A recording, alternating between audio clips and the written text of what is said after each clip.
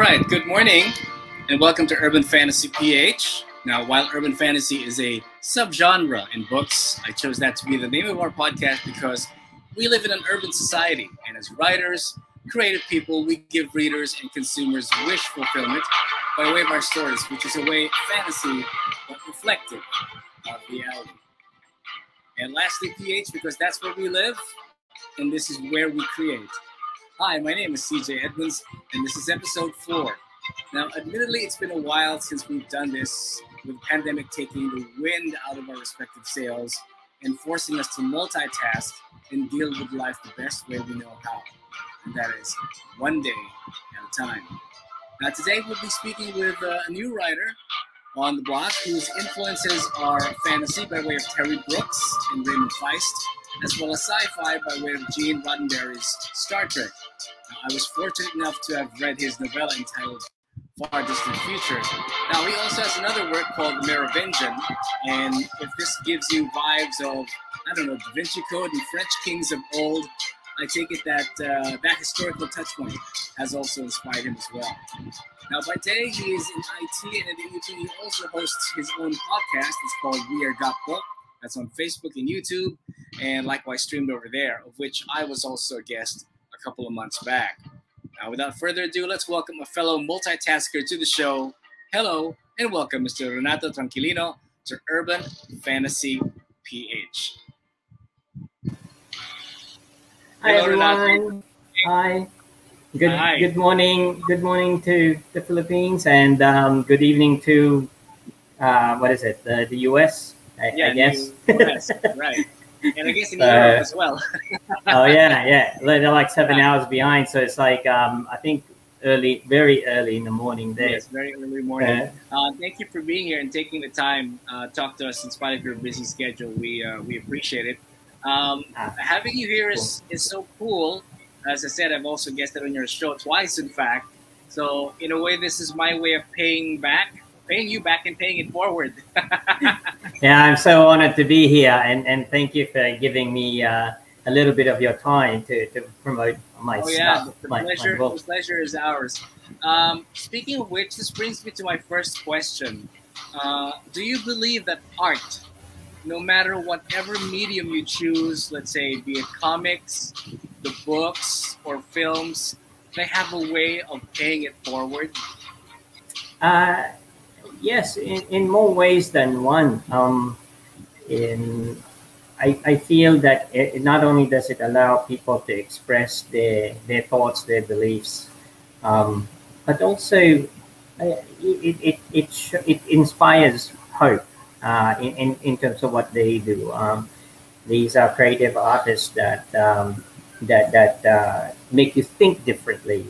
Make you see things that you don't normally see. Through their eyes.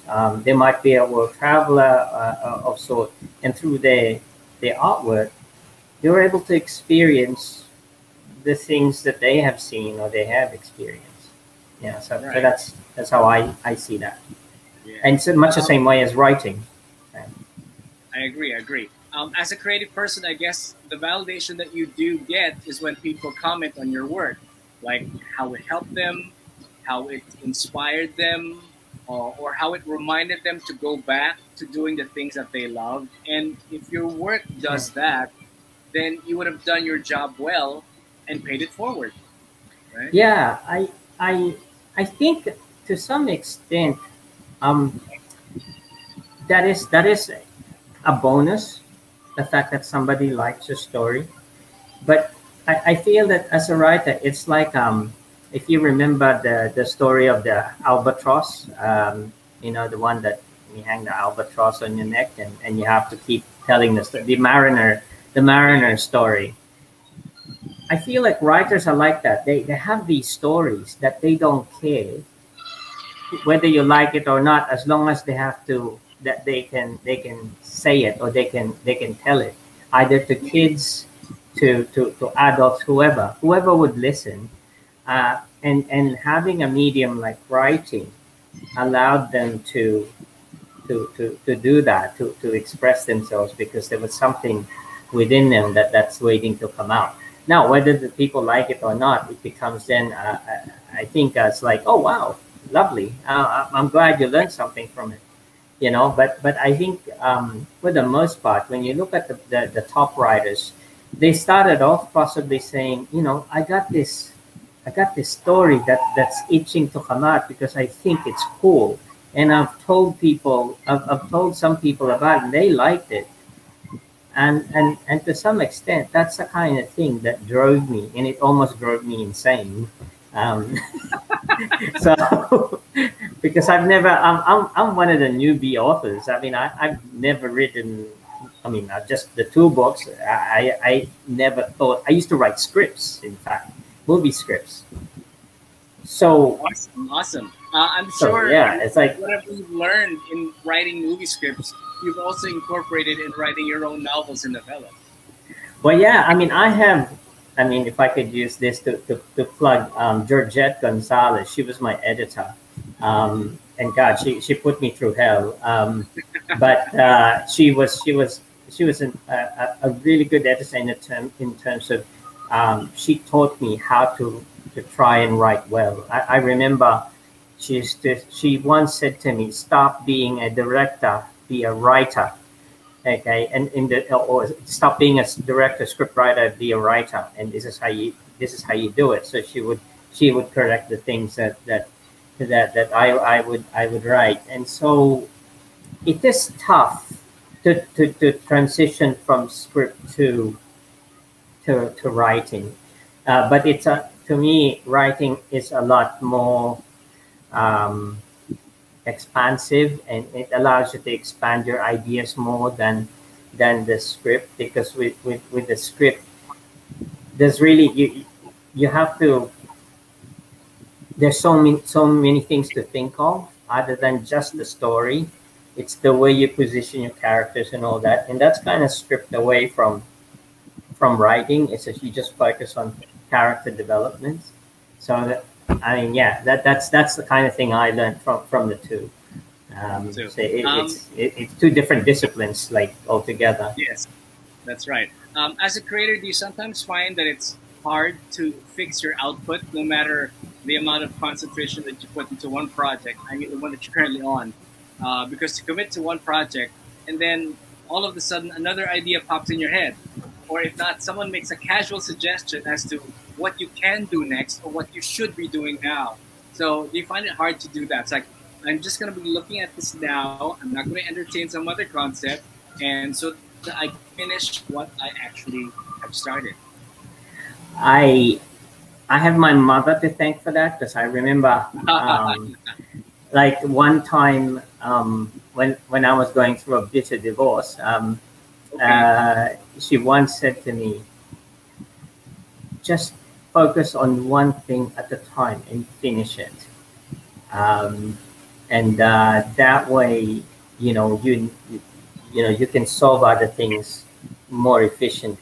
So just one thing at a time, because I'm used to multitasking and doing things like simultaneously, but it's so stressful, and Yes. sometimes you don't finish so many things. And so when you write a novel, it actually instills that discipline in you, because you got no choice. I mean, you can't you can't keep jumping to the different chapters without, I feel, finishing one, because then it's going to get muddled up, and you're going to get confused. And so it's almost like time. I mean, you can only move forward. You can't go. You can't really chop and change, jump into the future and then the past and all that. Now, that's me. That's what I've learned. And so it also teaches you to plan. And so once you start planning, then it stops you from like going into the different distractions. But yeah, there are times that something will pop up and go, crap, I need to add that. I mean, like, I need that. So in those particular cases, I jot it down, and then I keep going with my stuff, and then I look back into those, and then either cut and paste them into the section. So, and that's where your editor comes in, and basically slashes like chunks of your work, and Right. pretty much. I agree about the multitasking part. Given what we have to face these days, that's one skill that it's either you have or you don't have, or you make it a point to develop. And Yeah. same thing for us creatives, where you decide which project should get more attention than the other. Well, what certainly got my attention was the novella of yours that I got to read, which is called Far Distant Future, Yeah. which I feel has the potential for a lot of spin-offs. That is, if I may borrow the film and TV jargon. Without giving too much away, can you tell us or tell the viewers what the novella is all about? Okay. About maybe 3 years ago, I mean, I really wanted to write sci-fi. It just so happens that the way Merovingian was created, it started off as a script, and I had a lot of people sort of got involved in it in terms of trying to make it real, but the funding was just too hard. So in the end, I just converted it into to a novel. But with the sci-fi one, I wanted to write a space opera. It's similar. Space opera is like Star Wars, to some extent, a little bit like Star Trek. What you guys pretty much get the picture. So I wanted to use my entire experience with like as a 51-year-old, like encompass all of that into the space opera, but based on what happens in this little country called the Philippines and how it tries to become part of the colonizing, planetary colonizing people or tribe, call it at that point. But I didn't want to create like a 500-page novel again, even though I've got it all set out now. So I wanted to give like an intro into that, in terms of how we got there, a snapshot of how we would get to that point of colonizing planets. And so I wrote this little book, and it's like a generational 4 stories, kind of like generational stories of how the Philippines became a planet colonizing country, and what it had to do, the things, the machinations behind it. A snapshot of the machinations, and then and of course the consequences of that. So, and thus the title, The Fate of a Distant Future, explores the possibility of the consequences and the achievements, of course, of a country like the Philippines when it decides to focus on, I wanted to get there. When everyone decided, when the whole country basically united to say, I want to get there. What are we going to do? To hell with the consequences, let's get there. I think that's what the book is trying to show. So that's it. Right. And then that gets expanded, and then if that book becomes read and all that, then it gets expanded to the trilogy that I am developing, that I will develop. Yeah. Right. So, Yeah. but that's in a nutshell of what the Far Distant Future, Fate of a Distant Future, is about. Yeah. Of course, if you do sci-fi, it's either you go big or you go home. Correct. Yeah. It's pretty. Yeah. Yeah. I love how the novella seems to echo our current political climate, the uncertainty of it, the issues and the relationship between us and China, with the Philippines being a province of China for 99 years. In your novella, echoes of Hong Kong and the UK. How or what made you decide to make us a province of China? Now, at the risk of ruffling some feathers, are you making a out of that premise? Okay. I mean, now people are gonna be happy with this, but I've always had when I first came here, it was still Pinoy's time, and then of course then the Duterte government came in. I was looking at the machinations that's happening in the country, and you know how the people are, how the industry is, and the dominant players, and so I tried to project going forward what was going to happen, and from what I could see, um, like it I suspect that the Philippines is going to be split in two. There's going to be the North Philippines and then the South Philippines. Now, given the players, um, China really wants resources to feed its people and everyone else that's connected to it. Wanted to industrialize everything. Uh, and the U.S. wants resources, as in oil, iron ore, minerals, and all that.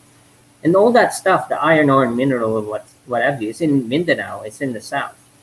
And then, of course, you've got the space and the people, the manpower, and all that concentrated on the north.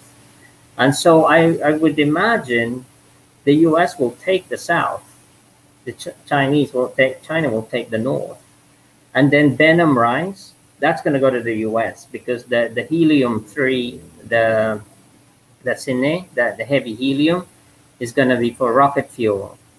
So, and they know that already, that there is an abundance of rocket fuel inside Benham rice.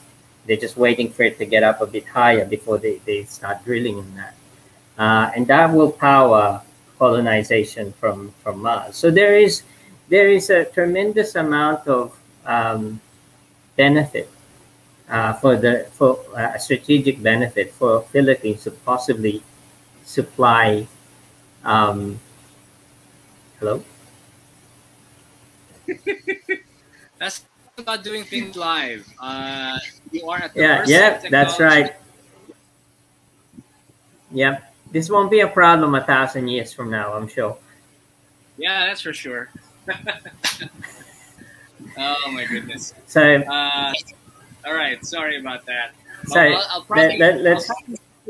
I'll probably stitch that one and this one together so to make it Okay. into one complete video. But Okay. yes, yeah. So back to the question. You made the Philippines a province of China for 99 years, which is reminiscent of Hong Kong and the UK. So Yeah. Let me just interject on that. It's like it's not the Philippines. It's only the Luzon part of the Philippines. all Yeah. right. So as everyone knows, to our foreign viewers, the Philippines is comprised of Luzon, Visayas, and Mindanao. And so in the book, Luzon, very similarly to the Nankiang Treaty that was done between the British and the Chinese for Hong Kong, that was the same thing that happened with Luzon, but only Luzon. Oh yeah. Right. Okay. My So, mistake. right. So basically, that Capital moved to Davao, mm, was it? I'm sorry. Sorry, where did you move the capital again to? You moved it to It moved to Davao City. So Davao, Davao right? City became the new Manila, the new capital. And my reasoning for that is basically that Mindanao is the oil and the mineral rich part of the country, which the U.S. wants. And so, like Mindanao became like a protectorate of the U.S. and the demilitarized zone is basically the Visayan region because at that point the Visayan would be underwater anyway, or mostly underwater because of rising sea levels and whatnot. Um, and so as time goes on, of course that will change. And in fact, there's a controversy related to that particular 99-year lease, which was also discussed in the book. Which, to some extent, if you expand the story, will tell you how the Philippines actually managed to become a spacefaring nation, if you could call it that. So so in the first part of the first story of that novella, that kind of outlines where the Philippines is kind of heading. Uh, so yeah, so that's how I kind of and you know, as for why the U.S. would take over that part of the country, well, of course, resources. I mean, the U.S. is about energy, consolidating the supply of energy, and everyone knows about Benham Rice. So Benham Rice has got the helium, heavy helium or something, which is like it's going to be used for space rocket fuel. Right. So that will basically drive the colonization. Whoa, we dropped out again.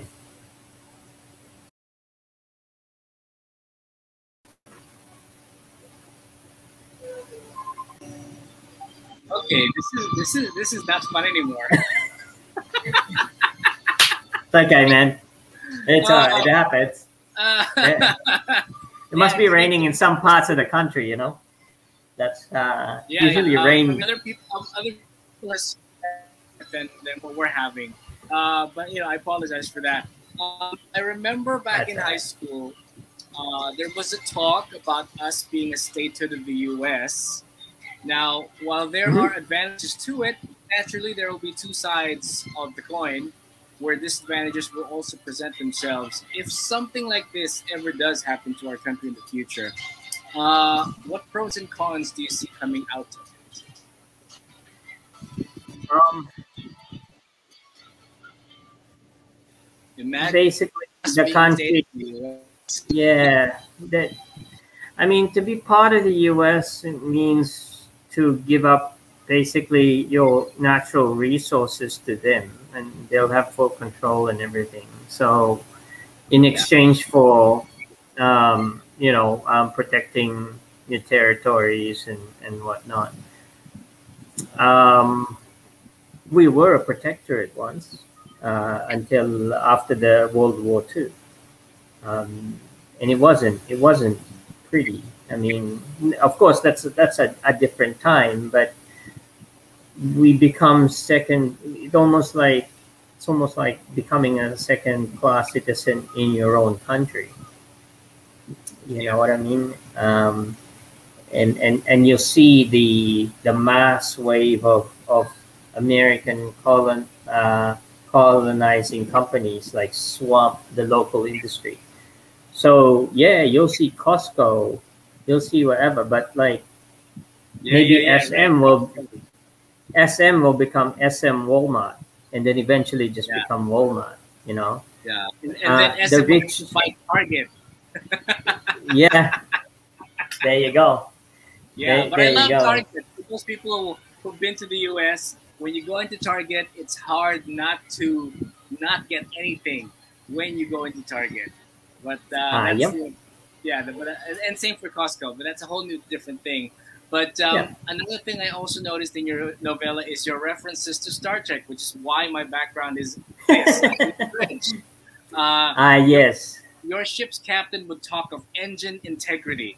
Now, that was Mm-hmm. so tricky when I first came across it because you don't really associate engine integrity with Star Wars. I mean, in that fandom, everything seems to be working well. Everything is properly Yes. calibrated. That's. Mm-hmm. Or if it's not properly calibrated, there will always be either a Wookiee or an Yep. Ogdot to fix things for you mechanically. So That's right. I don't know if that was intentional, but have other readers told you that the scenes at the ship's bridge gave them Star Trek vibes? Several. I mean, it shows where my influences come from, and Where your loyalty I've lies. yes, exactly. And to some extent, I mean, if you look at the technology that Star Trek introduced back in the 60s, we're only just implementing it now. I believe they've now got a form of a tricorder.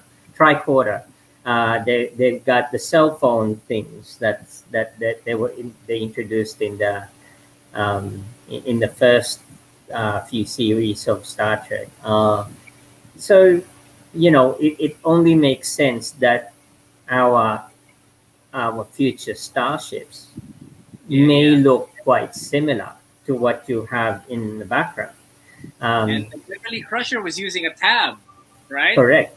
Yeah, Using a tablet to diagnose her patients, and all. It's like, what is that? yeah, Like, yeah, it's and going. it's fun. It's great writing it because it challenges you to think beyond what we have now and how we could further improve. Um, and and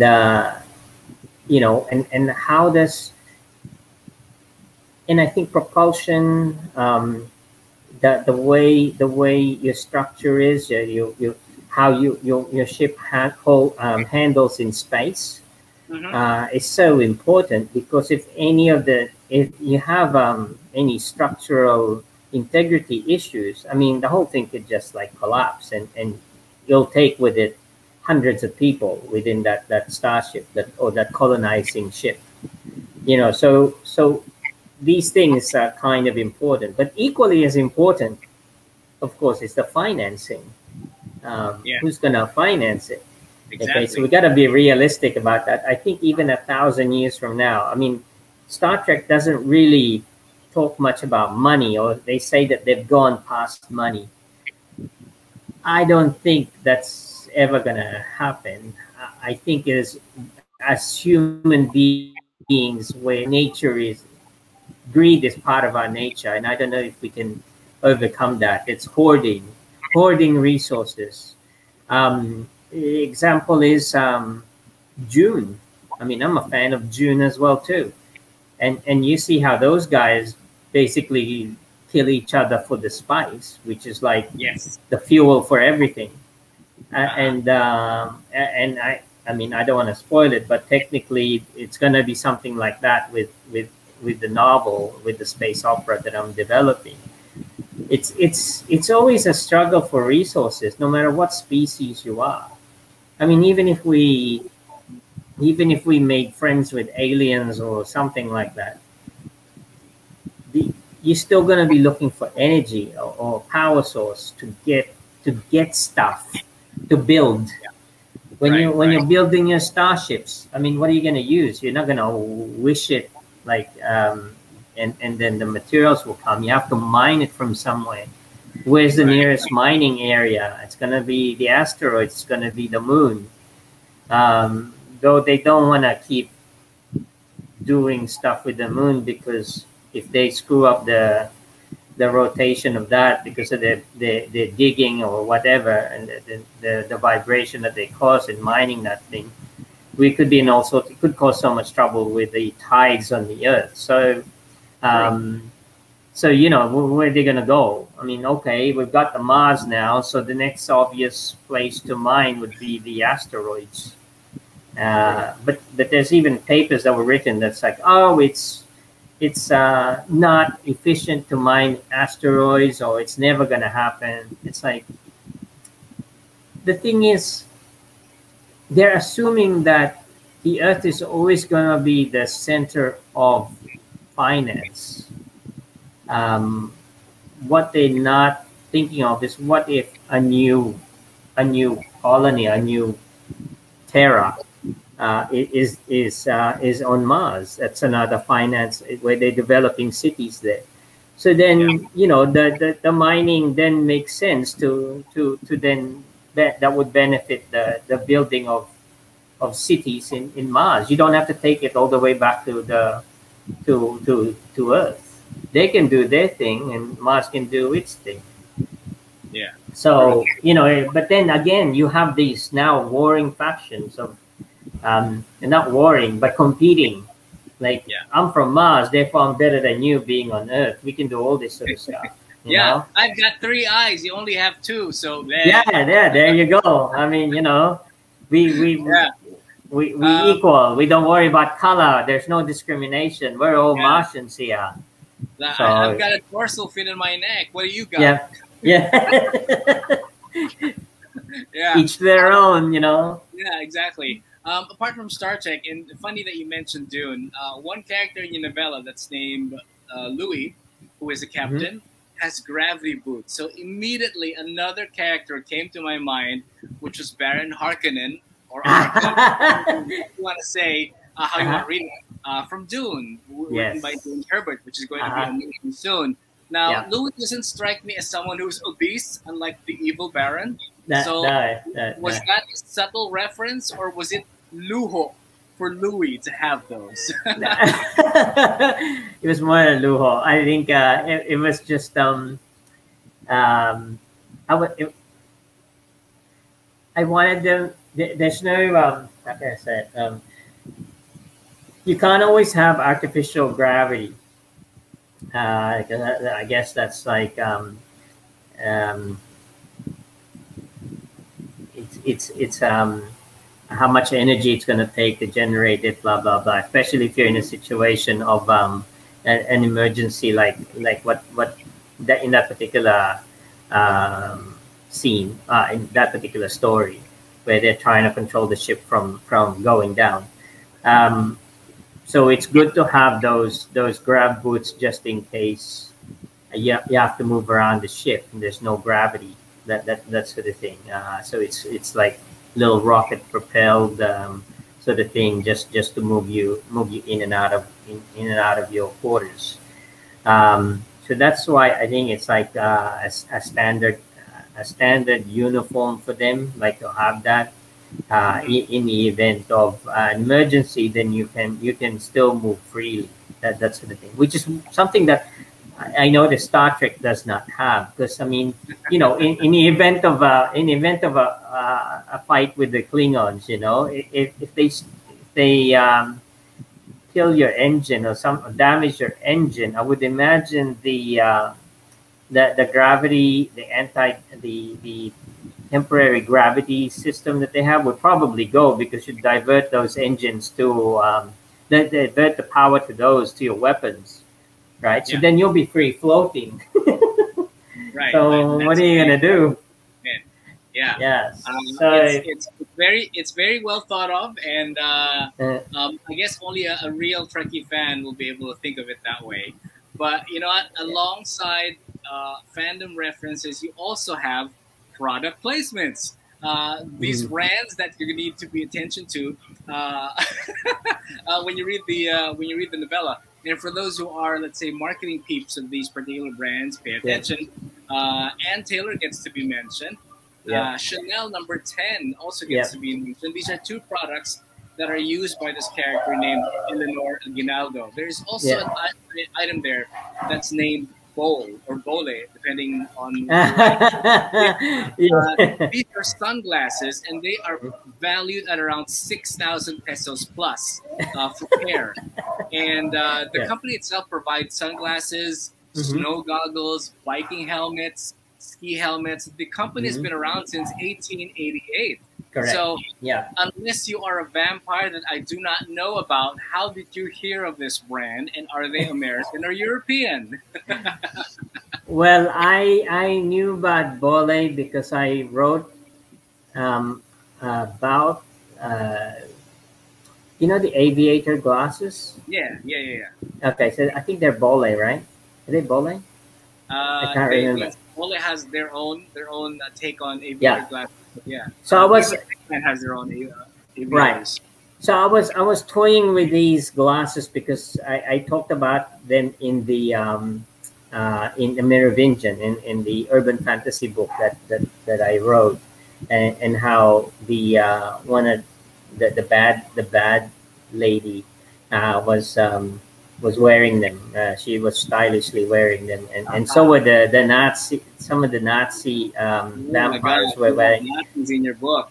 Yeah, it was pretty intense. And so that's how and then I was thinking like, um, well, wearable tech is going to be something that is just so common that people won't even worry about them. It's just a casual thing, like invisible glasses, because you always don't.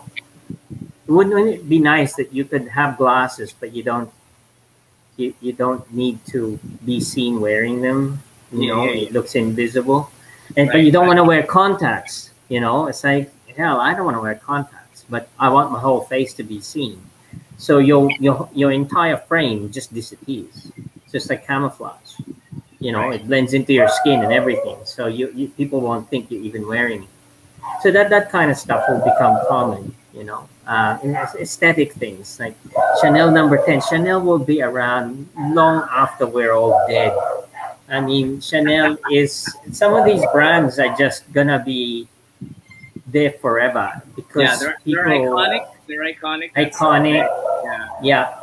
And IBM. I mean, the word IBM is gonna be around. It's never gonna change. And so if you see the drawing on my book, there are like Tesla is another one. This guy is so crazy that battery powered cars will be the go in the future. Ships were going to be powered by delivery ships, delivery copters are going to be powered by batteries. So they're always going to be around. And you know what? I won't be surprised if down the line, teleportation will be something that will be perfect, and there will be no need for Grab drivers anymore. You just teleport the package onto the next planet, and then you're there. I was thinking of that teleportation. I don't know. I've always thought that might be possible, but the more I think of it, what is the closest thing to that in terms of objects would be the 3D printers. You know how you just said you're going to deliver a package over in Mars, but all the raw materials are already there. So what you do is you just copy it and produce it and then print it, and then it will be, you're using the printer over in Mars. So you're just sending the data across through relay satellites that go all the way to Mars, okay, to make it quicker. And data will be faster to send than a big, huge package. Sorry. Yeah. Of course, it being a futuristic novella, you cannot get away from having concepts that normal, everyday folk don't get to talk about. Some of these are, let's say, where one character says, the electromagnetic signature of the planet or star that you're visiting needs to be taken into consideration. Another passage that you also wrote was, space is not empty. It is like oceans filled with electromagnetic waves and enormous amounts of energy. There's so much to learn, and unpacking those passages. And science, yes, informs us, but it can also scare the shit out of you when you think about black holes. Well, you really gotta be. You really have to be. How can I say this? Unlucky if you fly into a black hole. Because in the advancements of science, you're gonna see them from light years away, and you'll be really dumb if you still plot the course to just go into it. Right. Or if not, take a peek. It's like, oh, I'm not gonna go into it. I'm just gonna back out. Yeah. See that's like. That's probably those shows like you know how you got those shows that's like dumbest things you do on TV. Yeah. So there's going to be those probably in the future, or like, oh, these guys like that have a look at the edge of they'll see how far they can get closer to the black hole before going into it. Stuff like that, and then never come out. Right, so right. A new show entirely. Dumbest things you do in space. Volume 1. There you go. Yeah. Like experimenting with nuclear fission or multiple nuclear fission drives without any backup, and then you're out in the middle of nowhere. So and then something explodes, and that's it. You're done. Stuff like that. But things like nuclear fission itself and nuclear fusion will become so common. It'll be like having an air conditioner. It'll be so perfectly safe and so powerful as an engine that it's going to be used. Especially for space traveling. But the difficulty that we currently face is how can you travel fast enough so that it doesn't It doesn't take you generations to get someone. And that's why I was postulating or hypothesizing a way of navigating that possibly uses electromagnetics to propel you, much like how magnets work, but you're creating your own field. And in the absence, the nature of things, when you have something that's empty, it always tries to be filled with something. Like with air, when you have a vacuum and you open up that vacuum, of course air rushes in, and it rushes in at high speed. So much the same way with electromagnetics. If you have a space that's empty, electromagnetics kind of swarm into it, even in the vacuum of space. And that's why I think Tesla was saying at one point that when he was asked what is the universe, and the universe is something like it's all made up of waves, right? It's hums, and that's like waves, so energy. Yes. And so if you can find a way to empty one space and then move something into that so that it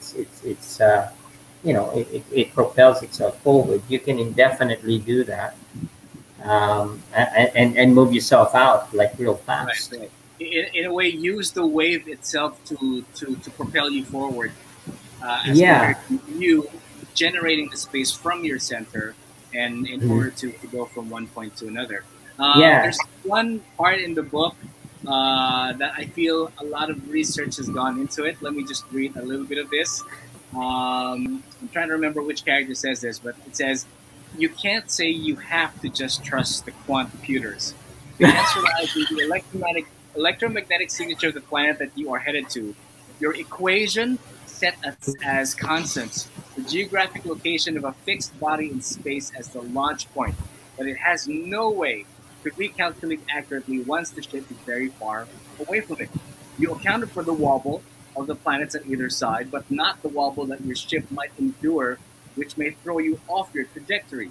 To achieve your true north, you must always note that the EM signal of your planet or star. Always recalculate your trajectory at the center of that EM as you speed towards it. And once you program these calculations in your navigation system, only then can you trust your quant computers to do the course adjustments." How much research has gone into that? I think that's more like a combination of like the stuff that's in my head that I've read over the decades, and I'm sure astrophysicists are going, "That's full of crap, dude." the concept. You may want to guest an astrophysicist in your show one of these days. And I'm pretty sure he's gonna tell me I'm full of shit with that one. But anyway, just to clarify what I'm trying to say in that is, we've never had people go into space, deep space. In fact, we have satellites going into deep space, and what they're recording is sounds, but you have things like solar wind, and you have like all sorts of other like radiation, flying through. I imagine space to be like flying a plane, in our atmosphere. When you look at the sky, it looks empty. Clouds, they're wispy, they're cotton. It's like you can fly through them. Big deal. Yeah. But then you have these air pockets. You've got these freaking like walls of air. I forget what they're called. You know how when they have turbulence, right? Yeah. And then there's something worse than that, where there's like a clump of air. It's like a wall, and you gotta avoid those because they register as like a solid object. So you basically, if you fly into that, your plane will crash. It's like it's smashing into a wall. So you have things like those, I think, in space when you're traveling into deep space. So you've gotta be wary of these. What kinds of energy bumps, you might hit your ship. Yeah, yeah. So, because like once you're hit, it's like, okay, so I'm off course now. I had to fix my trajectory. So, well, you're so far away from the solar system, or whatever it is that your computers are basing their references from. You can assume that they're right, but how do you know? I mean, like if you're not Yeah. measuring, How you navigate those things? You either go around it, yeah, or you circumvent it, or you make yeah, you angle your plane in such a way that there is a crack in that wall, and you can just go through that crack, and then you're yeah, scot free. yeah, yeah. Yeah. So, So but once you get hit, once you're hit already and you wobble, so how much do you account for that, like in your calculations, and does your computers account for that? Because the basis for computers is assumptions as well too. Like, yeah, the formulas, they all assume that, like, okay, your true Earth or your true reference point, even if your last reference point is say Pluto, like heading straight to Aldebaran or something, or Sigma, or wherever it is you're heading. Alderaan. Proxima, Alderan. Well, yeah, we're talking in this one is Proxima. Proxima is like closer. So as you get further and further out, the stars also change. The alignments of the stars, the references. So you can have it all charted and pretty and all that.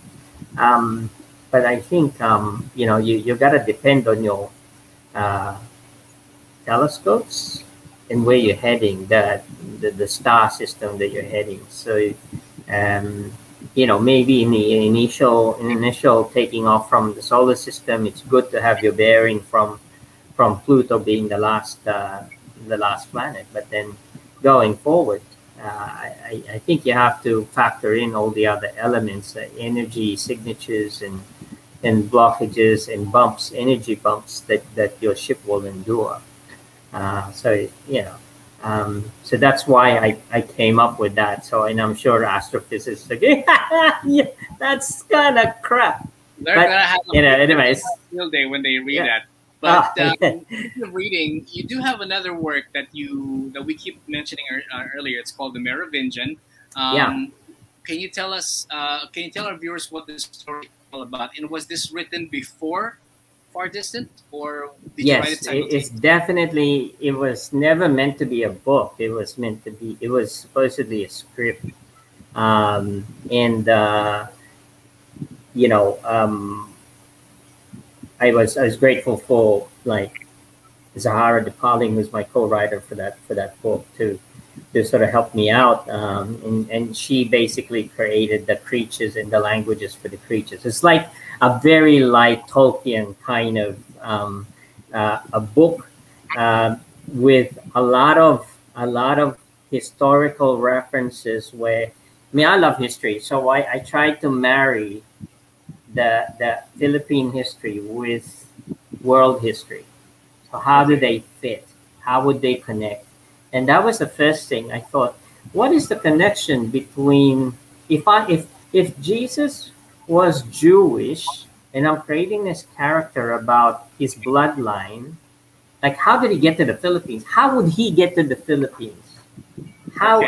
What is the way to get to the Philippines if you were Jewish?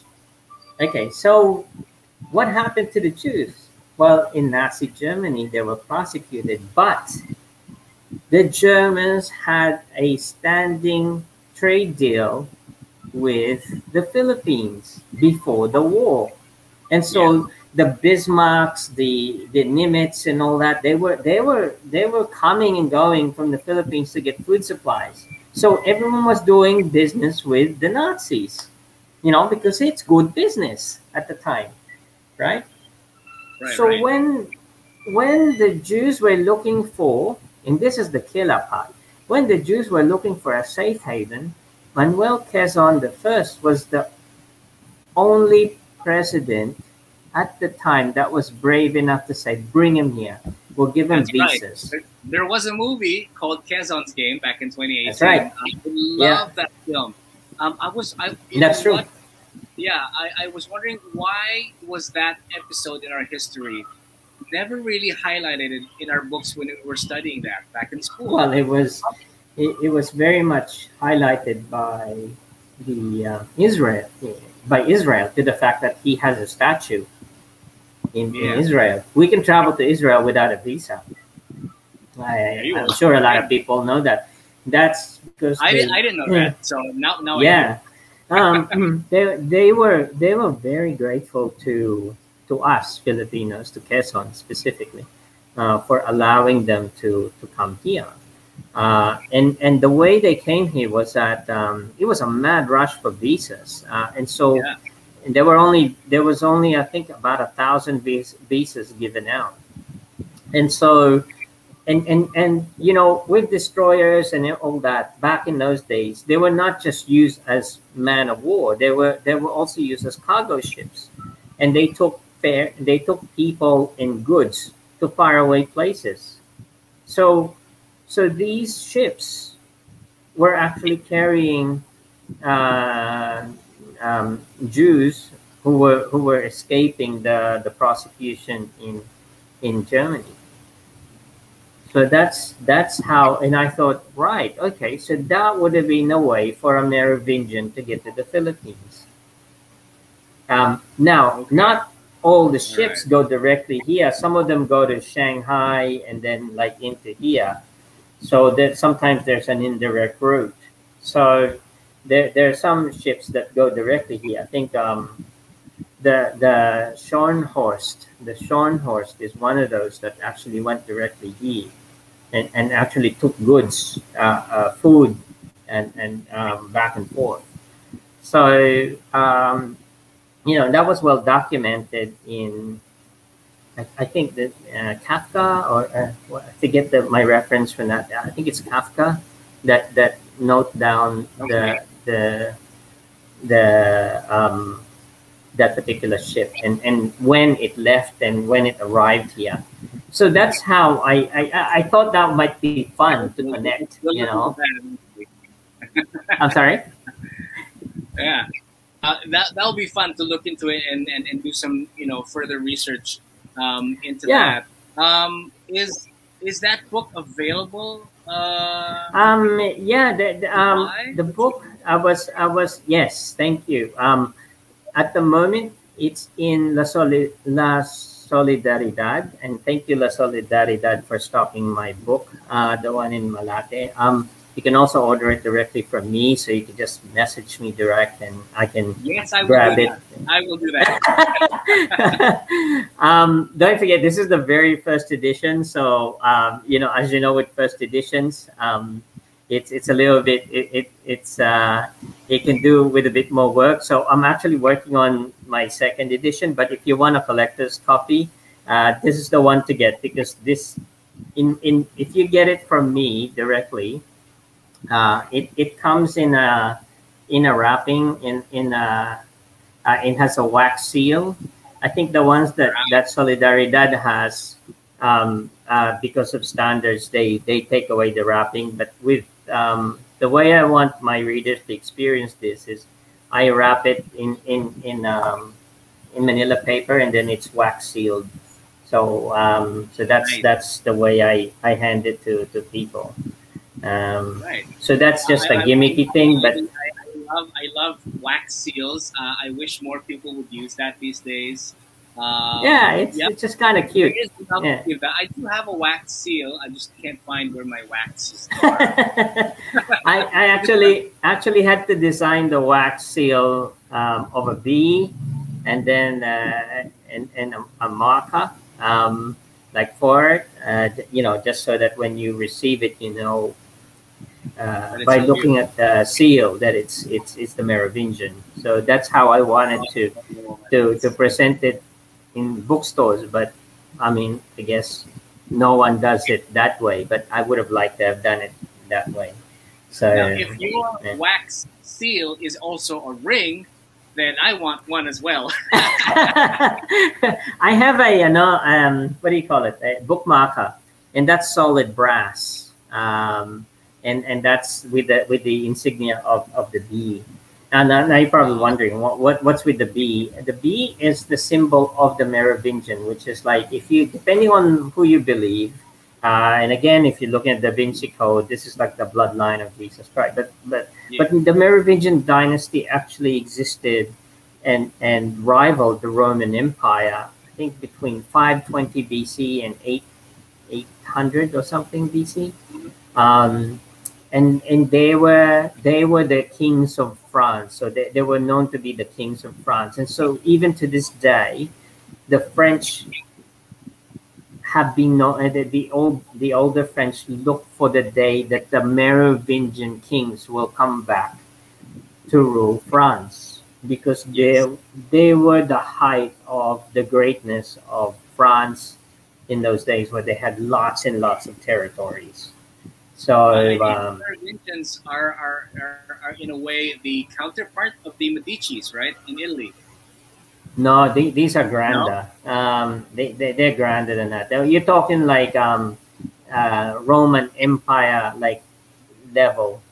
The Medicis were a little family. Yes, the Merovingians were a family, but they controlled close to 50% of Europe at the time. That's how big they got, and they were tall. They almost like Vikings, I think. Their look, and they were vicious fighters and stuff like that. So they were untouchable until the last king died, and then he started to spread out, like divide up his kingdom, and that's when all hell broke loose. So again, the book kind of touches on that, on how that empire disappeared. And I was kind of alluding that the Roman Empire had something to do with that. They needed to destroy the empire because everything that was being taught by the Merovingians were in contradiction to the church's doctrines. Which is about power consolidation, greed, blah, blah, blah. Well, it's not about greed, but it's about a little nepotism into it as well. yeah. There you go. I mean, not that I'm bagging the Catholic faith or anything like that, or the Holy Roman Empire, but it was an empire. It needed to grow. It needed money, And when you have a competition like the Merovingian dynasty, it's not good for business, So we gotta get in there and try and get that business. It's a mafia thing. So we gotta grow our empire. It's like, with the scope of that work that you've just mentioned, I can only imagine who your favorite authors are. Often we know that some of these would include well-known fantasy authors, as I said, like Terry Brooks and Raymond Feist. Mm-hmm. But if it's more contemporary, who would you cite as one of your major influences? I think the way I did Merovingian, I always envisioned Terry Brooks. I like his pacing. Characters are very simple to understand. His writing is very simple, to the point that some people hate it because it's like too basic. And in fact, I got criticized for that. It's like he said, your language, the language you're using is so simple. You could have done it like this way or that.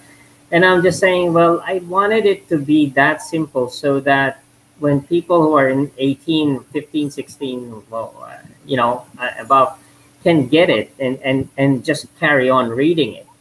And also accessible, yeah. And the other thing too that I did with the book was I created an Instagram of all the things that I'm describing, so that then they can go to the Instagram and look at, oh yeah, that's what he's talking about. Oh, that's the place that he's talking about, the island and Sikihor, the cultural center of the Philippines. That's where the final battle happened, Which Instagram account is this? I need to follow this now. If you look at the Merovingian.book, the Merovingian.book, yeah. Let me just confirm that, because it's been a while since I updated it, just to confirm. and it's all there, the images that you see. I mean, in fact, if you can bring it up on, if you have got time to bring it up on the screen, um, some of it is still so the name is the dot Merovingian dot book, and Okay. and you'll see the characters there, and you'll see what I'm describing. And of course, there's, and when you read it, there's the mayor of Cebu at the time. There's references to Bongbong Marcos and to Lenny Robredo. So there's like the real is huh? I'm seeing it. I'm seing it. Yeah, it's there. Yeah. So you see all these the images, right? Um, like they're related to the characters. They're the actual like stars that I wanted to use. I mean, Gary Concepcion is there. So I wanted her to be the one of the lead characters for it. Um, and of course, there's Sahara. She's one of the main characters I based the book on, my co-writer. But there's also things like, why am I referencing Interview with a Vampire? That's how it all kind of started. So there's a scene there. Yep, there's a scene there that's like talking. I'm a big fan of Anne Rice as well too. So Red Lasher, Interview with a Vampire. That's that. And it talks about the interview between the reporter and the saint that never died. Because I talk about Linus, and big spoiler if you don't want to hear this. It's like Linus is actually the guard that speed Jesus' side. So I mean, you go figure out what that is. But so You don't want to spoil it for people who have not read it, and yeah. But yeah. I was wondering in both your writing process for both Merovingian and for the novella. Are you more of a plotter or are you more of a pantser? Sorry, is that I'm more of a plotter? Is that right? A plotter or a pantser? Plotter is when you plot everything by outline, and the other one is a pantser, wherein you write from the seat of your pants. You have no direction where you go, but you just sit down there and see where your imagination takes you. I think I'm more of a plotter. I think I'm more of the first one. Yeah, Good. I'm a visual. I'm a visual guy, because when I wrote the Merovingian, I'm playing I'm directing the movie in my head. So that's one of the reasons why I have the Instagram, and so I know what I'm looking at. So how can I convey that to my readers in the fastest time possible, so that then I can focus on writing the story. So that's why the Instagram is important, like as you read the book, so that you know what's going on. I mentioned about the fire in BOC in the book. If you read it, you'll think that, oh yeah, this is all fiction. But is it really fiction? Because if you look at that fire, that really did happen, and maybe SCBN or GMA covered it. It was a big fire in the BOC. So that's all connected. Like all these like snippets of news are dotted in the book. And so, which is kind of funny, because Sahara, my co-writer, she developed this with me, but she said that what she found hard to do is, as she reads it, she has to constantly tell her brain that it's not real. So it's not real. So like, just carry on, because it's kind of distracting that this stuff will pop up, and it happened. If you know history, if you know Philippine history, and some of these are modern history stuff, like this is in the Duterte period, EJK and stuff like that. This is happening, and also there were key events that were happening in that period, that when you look them up, it's spot on the date. Yeah. So it is actually, and how you cleverly interweave it into this entire tapestry that that you want to say and that you want to Yeah. share with the readers. But regardless of where in the spectrum that you fall, whether that be a book, a novella, a film, or even a play, part of the creative process is time management. So, do you Hmm. have any advice for viewers who are thinking of going into writing, whether as a career or a hobby? Don't sleep. Don't sleep. Wait, I have one more to add to that. Drink coffee. Always have coffee There you with go. you. There you go. Try and avoid drugs. Just coffee is good. Coffee is, But coffee is a good drug in itself. it's a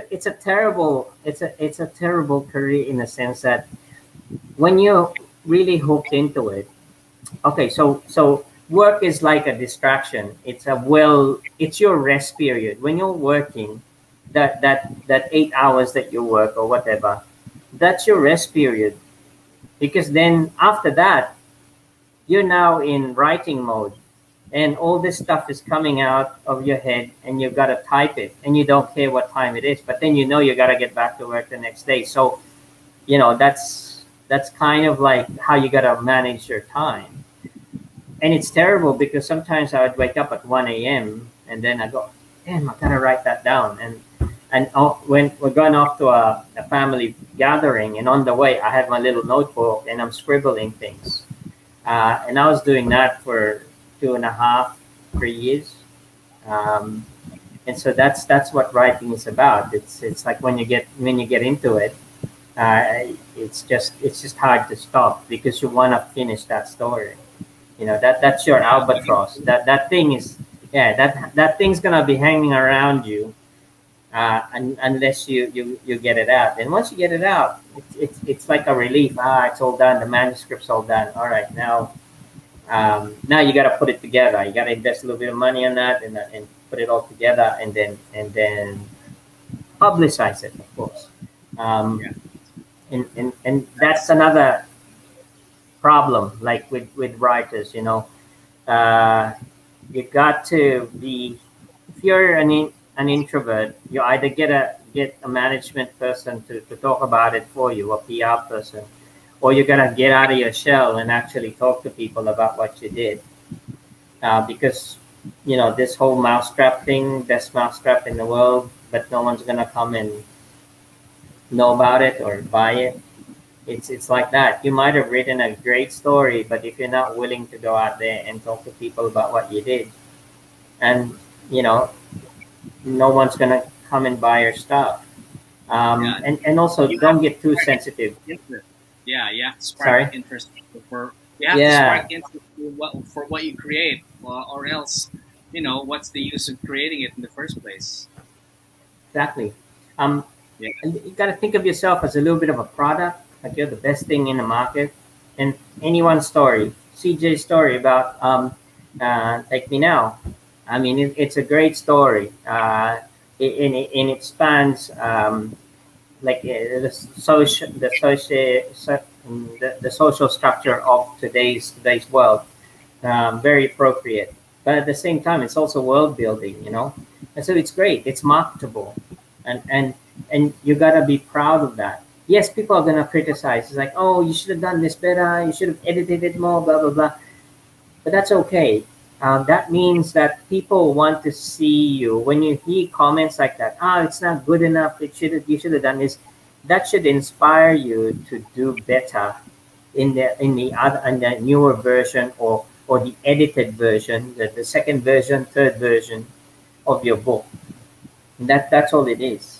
And but you gotta step out of your comfort zone, and actually talk about what your story is, because otherwise that albatross is still gonna be hanging on your head, or around your neck all the time. Yeah, and then there's no way to get rid of it. So what's Yeah. what's next for Renato? What are you currently working on? Well, I gotta launch this damn book. So in the pandemic, so that's another thing. That's um, I'm working that out with a couple of people. I just wanna just wanna mention, in the last launch of my book, I wanna thank the IT department of Winford.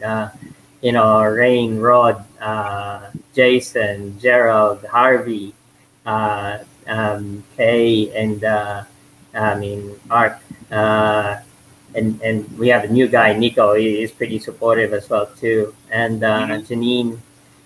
They were, and of course, like the CEO of Winford for believing in me in launching the book, Mr. Jeff Vora, and of course, a dear friend, Jami, for allowing me to use the facility. So it was a successful launch. We had a lot of media coverage for it.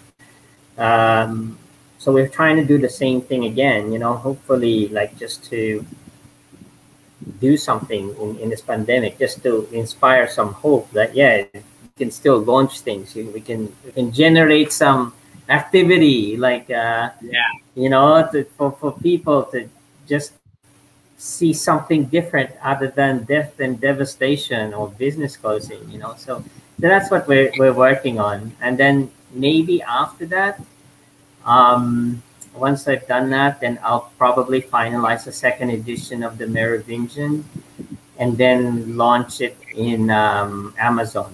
So that's the second edition. I'll most likely launch in Amazon.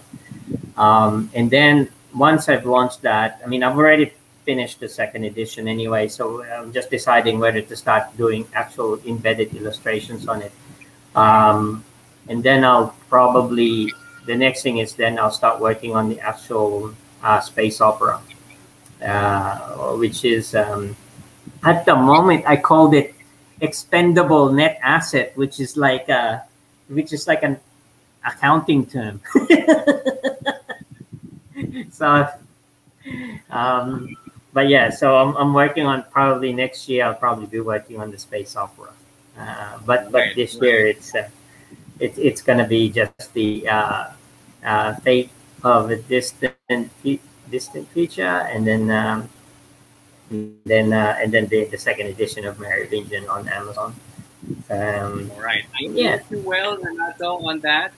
We've taken so much of your time already. It's a little bit after the lunch hour. Yeah. No It's worries. 15 minutes after the lunch hour, so you need to take your rest and your lunch as well. Yep. But Thanks, Mike. if people would want to follow you on social media and learn more about that, where is the best platform to reach you? Oh, Facebook. I'm on Facebook. Renato Tranquilino. Just hit me up, message me. Okay. Anything about the book. And if you want to go to the